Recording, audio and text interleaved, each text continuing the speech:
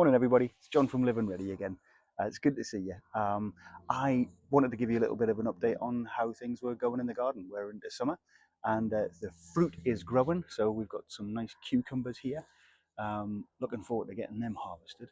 So that'll be cool. But let me give you a little bit of a tour of what else is happening in the garden, and I've got some top tips to tell you about as well. So this is the vegetable patch. As you can see, the butterflies are loving it. And one of my top tips here is that the vegetable patch was, as you can see, densely populated. It's like flipping the jungle out of Jurassic Park, I think. But it is so densely populated. Here's one of my top tips.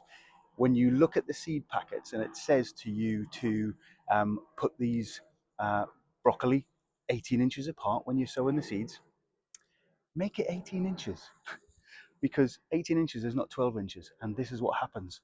Broccoli kind of just attacks everything. It's massive. And then the same with courgettes. They get big. They get really big. And also when you've got cauliflowers, they expect like 2 feet in between them. But of course, when I was my first ever time doing this, I was like, they probably could get away with a foot, just 1 foot in between them. That'll do. That'll do. Well, this is what you end up like. So we've got potatoes, we've got cauliflower, we've got broccoli, we've got carrots. Not that you would know that there are carrots in there, but they are in there. I tried to sneak a cucumber in, but I think that's been swamped by Jurassic Jungle. So that's my top tip. Read the instructions, follow the instructions. But I'm looking forward to harvesting some stuff. We've already had a couple of courgettes, which were beautiful. But let me take you on to a couple of other places as well. So this is where I'm growing on the patio in a lot of pots. I've got strawberries, tomatoes, cherry tomatoes, and beef tomatoes, also blueberries, and I'm trying some potatoes in pots as well as trying carrots and spring onions as well. So lots of stuff going on here, and a couple of top tips for growing in pots. I mean, you can see how many there are. Um, they use a lot of water, a serious amount of water, because obviously they're not going in the ground and getting sufficient water from the ground. They dry out really fast. So if you are growing in pots, expect to use a lot of water. I think that I mean, I haven't counted how many pots that I've got, but I guess probably 35 pots. And I think in 3 months I've calculated it, because I've got my water butt over there. That's a 210 gallon water butt. 210 litre water butt. 210 gallons would be massive. So 210 litre water butt. And I think I filled that up 5 times. Not with all rainwater, unfortunately, but just quick access. I've had to fill it up with the hose, which is kind of pointless, but I wanted to measure how much water I'm using. So I think I've used 1,000 litres of water in 3 months for the pots. So be prepared, because you're going to use a lot of stuff. So my top tips here are, and again, this is my first year growing this stuff. A lot of plants love, other brands are available, Tomarite, like the tomato plant food. But you've got to make sure that the right, obviously tomato plants love Tomarite, strawberries love it as well.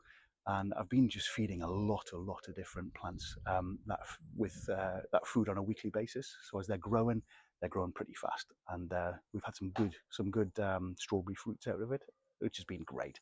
And the best tasting. The kids have been like, these are the best strawberries I've ever had, and they were really good.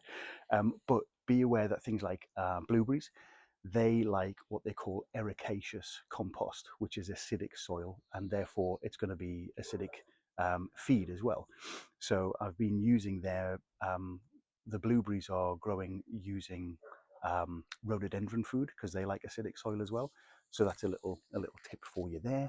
Of course, all you gardeners will know this already, but hey, it's my first year, and trial and error. Now, let me tell you about a trial and an error. So I've been growing beef tomatoes here, and the beef tomatoes get quite chunky. Okay, now if I can get down here, so here's some of the fruits. Okay, so beef tomatoes do get quite chunky and heavy, and when you're actually when you're actually trying to grow them, you need to obviously put the support canes in there as they're growing. You've got to support them really well. And then having like specific plant cable ties, I don't know whether you can see that, just to support them to the stakes as they're growing is really important, because this ugly beast of a beef tomato, they get so heavy that if you don't support them on the stakes, the plants just bend over and snap, which is what happened here. But fortunately, I managed to resurrect this one, and it's growing again. But why wouldn't you grow stuff in your garden? It's cheaper, it's fun, it's amazing watching all of these plants growing. And when you're seeing the fruit here, I mean, I'll give you a close up. Look at that. It is the weirdest monstrosity I've ever seen. So it's actually quite creative and fun as well. All of this stuff that's in the supermarkets, it's just boring. It's all round, it's all straight or nicely curved. But when you're growing it yourself, you don't know what you're going to get, and that's part of the fun of it. Kind of learning what works and what doesn't work. So let me show you a couple of other bits. Okay, just getting round to this part. Excuse the basketball thing. That's actually stopping my tomato plant shelter from tipping over in the wind. I haven't kind of screwed it back to the wall. But here we go. So this is the other thing, is when you're growing stuff in the wind, you need shelter. You need shelter from sun and wind during the summer, especially when we've had 33 degrees recently.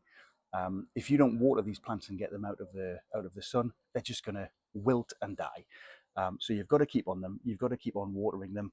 And here's my little herb garden over there, and I've got some more cucumbers and also some peppers growing over here.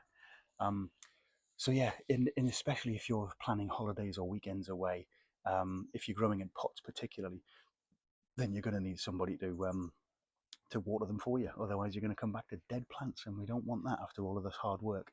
And you know what? It is hard work, but I'm looking forward to when we've scoffed a fair few strawberries, and they've just been beautiful. So looking forward to the tomatoes and all the other fruits as well, and just getting that sense of like nowhere near self-sufficiency, but just I've been able to do this myself. I've been able to provide some food and been able to save some money, and it's really really cool.